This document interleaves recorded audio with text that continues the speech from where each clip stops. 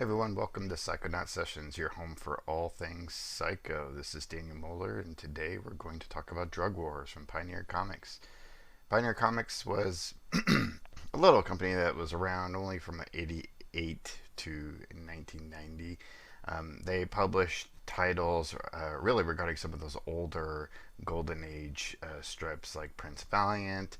Mandrake the Magician was one of their bigger ones. And really, this comic was just one of a few that they were really trying to get up and off of the ground. And I don't think any one of them had very much of a lifespan. I mean, the company was only around for a couple of years. I believe this is the one and only um, issue of this particular series. By Hal Schuster and Mike Clark. I'll get into them in just a little bit here, but first I want to note of this amazing cover by Mike Grell, who is a legend in the comics world with his work on Warlord and Star Slayer, and even later did Shaman's Tears at Image Comics. And Damian Willick. Damian Willick actually went on to be one of the first original artists for Magic the Gathering. So some heavy clout there. Great cover. My camera doesn't really show the pop of this purple in the background here. Very simple. So 80s. Love the logo and font. Just incredible. This book immediately drew my eye. Going into the editor's note, it's really Hal Schuster just kind of touting how they really want to make Pioneer Comics to be a company that is more geared towards adults. So they have a few they have a few items here that they have touted that's going to be coming out. I'm not sure any one of them have seen the light of day, except for Drug Wars. But there are a few definitely I want to check out. So one of the things they're trying to tout here, of course, is Drug Wars, and then Gang Wars with a horror twist, which is titled Vegas Nights, and we'll have a few previews of these later in the book. Espionage thrillers, so their book for that is Cover Girl, and then some hard science fiction, Star Wolves. So, of note, Hal Schuster has only written a few comics here and there. Most of his stuff is that I've seen of his is that he's written books on the Star Trek fandom. So all about being a Trekkie. So he's got a whole slew of those kinds of books. He's written a few other things, and we'll see some advertisements for this in here, but mostly he's known in the Star Trek world. And then Mike Clark is the artist of this particular book. It looks like he did pretty much everything for this in terms of penciling, inking, and coloring. So, oh no, I'm sorry, David Hassel did the coloring work. So, Mike Clark, work is okay of his. I wasn't like too thoroughly impressed, but definitely he actually went on to do some work for DC, and I think regular work at that. So I think he does some just regular off the wall stuff for them and fill-ins and things like that. One thing of note, I will say as well, with this opening splash page is the torn up image of the Batman inside of this trash can here, where this junkie is, in an alley, and it's kind of your typical 1980s image of what a drug user is. But the big thing about this particular editorial by Hal Schuster is that we absolutely do not do superhero comics. We look down upon the superhero genre.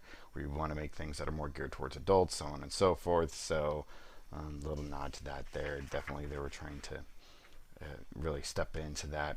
So really this book is just like a hodgepodge of images. You get various scenes and scenarios of action going on in terms of people raiding places where drugs are being created, in Latin America or Central America, so on and so forth. You've got scenes of the White House and president and cabinet secretaries talking about putting together a task force to tackle this drug problem. And then you got these splices of, looks like clippings of articles about drug statistics, and really just the narrative is all that, just about how drugs have completely overridden the culture. This book is obviously very pro Reagan, pro drug war. It is 100% against the drug culture in any way, shape, or form. So this definitely is a book of propaganda. So it's very interesting to read in that regard. Unfortunately, as I think Mike Clark is a fairly skilled artist, you can tell in some of his layouts and the way that he has sketched some of this work out. He's got a great eye for comics, but also it looks like this job was fairly rushed. So it looks like he had some great concepts for a lot of the panels, but just really had to blow through it, unfortunately, because I'd really like to see him at his full chops. We'll add here for Prince Valiant Monthly some of these old Golden Age characters here. And of course, here's an ad for Hal Schuster's works that he touts, including an editor for Blondie Compendium, which actually would be really cool to take a look at. So we get more snippets of some action here. That looks like that they go in and bust some cartel guys and take them out. It's pretty brutal, actually. It is a very violent comic indeed. And then we get snippets in here of the president bringing in Lieutenant General Albert Salem, who apparently is the man who's going to lead this task force.